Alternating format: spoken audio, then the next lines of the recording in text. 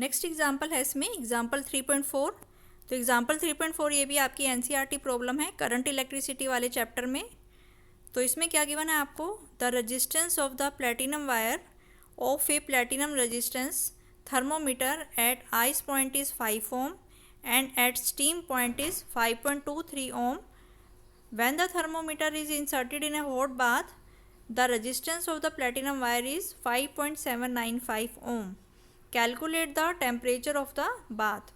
तो इस क्वेश्चन में आपको क्या गिवन है कि प्लेटिनम वायर है, एक थर्मामीटर है, ठीक है। उस थर्मामीटर में जो आपकी वायर इस्तेमाल की गई है वो प्लेटिनम की वायर इस्तेमाल की गई है, ठीक है। तो आइस पॉइंट पे, यानी कि आइस पॉइंट आपका कितना होता है 0 डिग्री सेल्सियस, तो 0 डिग्री सेल्सियस पे उसकी रेजिस्टेंस कितनी है प्लेटिनम वायर की 5 ohm। और स्टीम पॉइंट यानी कि 100 डिग्री सेल्सियस, 100 डिग्री सेल्सियस पे उसकी रेजिस्टेंस कितनी गिवन है 5.23 ohm, ठीक है। फिर उसने क्या कहा है कि अगर हम उस थर्मामीटर को किसी एक हॉट बाथ में, यानी कि गर्म बाथ में, हॉट बाथ में डालते हैं तो उसकी रेजिस्टेंस कितनी हो जाती है 5.795 ohm। तो calculate the temperature of the bath, तो उस जो हॉट बाथ में उसका टेम्परेचर हमें फाइंड आउट करना है। तो प्लेटिनम वायर, थर्मामीटर आपका प्लेटिनम वायर का बना हुआ है और 0 डिग्री सेल्सियस पे उसकी रेजिस्टेंस 5 ohm गिवन है, 100 डिग्री सेल्सियस पे उसकी रेजिस्टेंस 5.23 ohm गिवन है। और जब हम उसको किसी हॉट बाथ में डालते हैं तो उसकी रेजिस्टेंस कितनी हो जाती है 5.795 ohm। तो हमें उस बाथ का, हॉट बाथ का टेम्परेचर जो है वो फाइंड आउट करना है। तो ये एग्जांपल 3.4 का सॉल्यूशन हम देख लेते हैं कैसे किया है। तो यहाँ पे हमें R0 कितना दिया हुआ है आइस पॉइंट पे प्लेटिनम वायर, ठीक है। तो आइस पॉइंट का मतलब जो T0 है उसकी वैल्यू कितनी है 0 डिग्री सेल्सियस।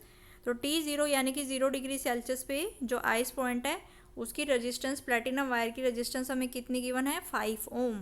तो इसको हम लिख लेंगे R0 is equal to 5 ohm at ice point. और आइस पॉइंट का मतलब T0 की जो वैल्यू है वो आपकी 100 डिग्री सेल्सियस, T0 जो है वो आपका 0 डिग्री सेल्सियस है। और नेक्स्ट इसमें गिवन है कि एट स्टीम पॉइंट पे, स्टीम पॉइंट आपका 100 डिग्री सेल्सियस होता है, तो उसकी रेजिस्टेंस कितनी गिवन है हमें 5.23 ohm, ठीक है। तो इसमें हम दोनों में जो हमारा टेम्परेचर कोफिशिएंट है, फिर हम इसमें सेम उसको वैसे ही सॉल्व करने की कोशिश करेंगे अल्फ़ा की वैल्यू निकाल के, ठीक है।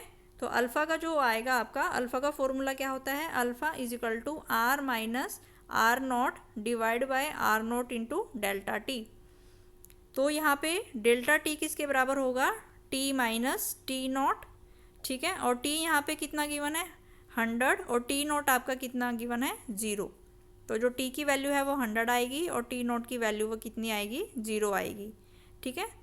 तो अगर हम इस इक्वेशन को फिर क्रॉस मल्टीप्लाई करें इसके साथ में, तो इसको अगर हम यहाँ पे क्रॉस मल्टीप्लाई करें, ठीक है, तो यहाँ से नेक्स्ट इक्वेशन आपकी क्या बन जाएगी R minus R0 is equal to alpha R0 into delta T.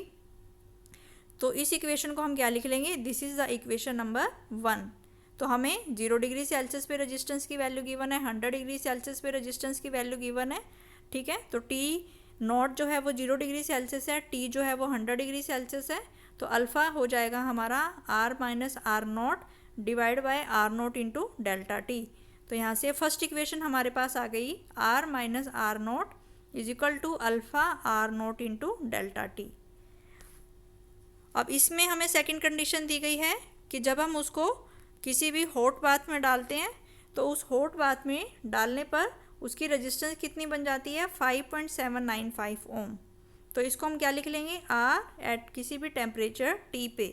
और यहाँ पे हमने मान लिया कि जो हमने हॉट बाथ है उसका टेम्परेचर हमने कितना मान लिया T डिग्री सेल्सियस, कि जैसे हम उसको T डिग्री सेल्सियस वाले गर्म बाथ में, हॉट बाथ में डालते हैं तो उसकी रेजिस्टेंस RT की वैल्यू कितनी हो जाती है 5.795 ohm।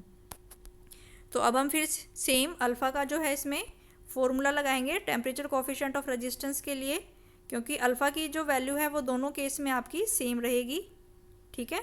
तो जो अल्फ़ा की वैल्यू है वो आपकी सेम रहेगी। तो इस केस में हम अल्फ़ा कैसे लिख सकते हैं, R, लास्ट इक्वेशन में हमने क्या लिखा था R माइनस R0, ठीक है।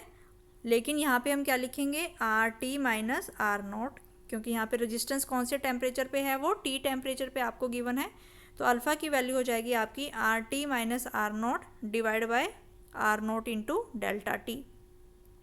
और यहाँ पे जो डेल्टा टी की वैल्यू है उसको पिछले वाली इक्वेशन में हमने क्या लिखा था, capital T minus T not, लेकिन यहाँ पे हम क्या लिखेंगे, small T minus T not, क्योंकि यहाँ पे हम कौन से टेम्परेचर पे हैं, हॉट बाथ के टेम्परेचर पे, और हॉट बाथ का जो टेम्परेचर है वो स्मॉल टी है।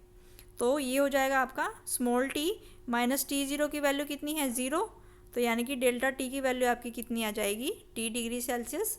ठीक है, फिर ऐसे ही हम इसको क्या करें, क्रॉस मल्टीप्लाई करें। तो अगर हम इसको यहाँ से क्रॉस मल्टीप्लाई करेंगे तो हमारे पास इक्वेशन नंबर सेकंड आ जाएगी।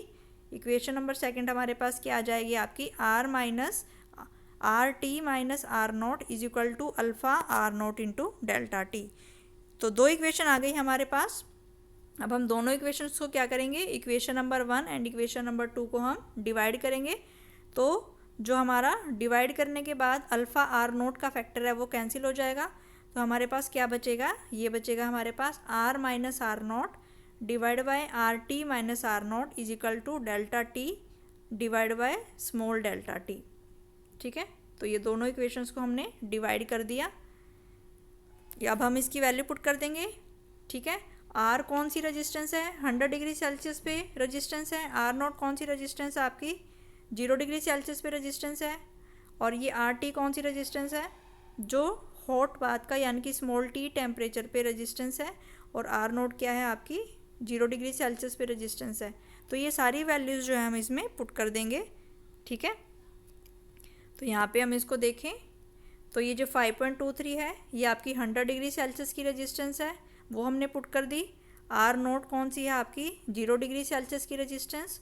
आर टी मतलब टी टेम्परेचर पे, हॉट बाथ के टेम्परेचर पे जो रेजिस्टेंस है वो हमें 5.795 गिवन है। और आर नोट का मतलब 0 डिग्री सेल्सियस पे आइस पॉइंट पे जो रेजिस्टेंस है वो हमने पुट कर दिया। डेल्टा टी की वैल्यू, तो यहाँ से हम अगर देखें तो डेल्टा टी की जो वैल्यू है, ठीक है, तो डेल्टा टी की वैल्यू है यहाँ पे टी डिग्री सेल्सियस है। ठीक है, और ऊपर वाले की जो है वो यहाँ पे अगर हम देखें तो इस केस में डेल्टा टी की जो वैल्यू आएगी वो आपकी 100 डिग्री सेल्सियस आएगी।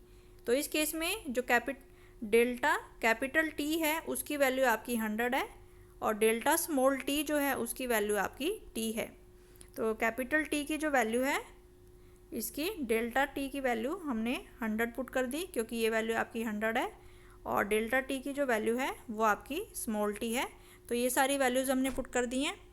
ठीक है, तो यहाँ से टी की जो वैल्यू आएगी वो आएगी आपकी 100 अपॉन 0.2893, और इसको सॉल्व करके जो आंसर आएगा वो आएगा आपका 345.6 डिग्री सेल्सियस, और अप्रोक्सीमेटली इसकी वैल्यू आएगी आपकी 346 डिग्री सेल्सियस।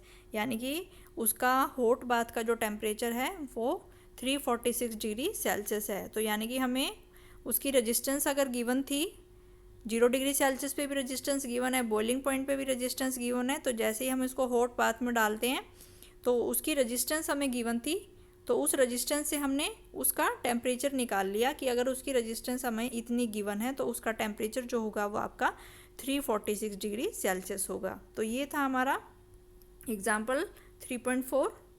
तो इसमें जो है हमने यहाँ से किया है सॉल्यूशन।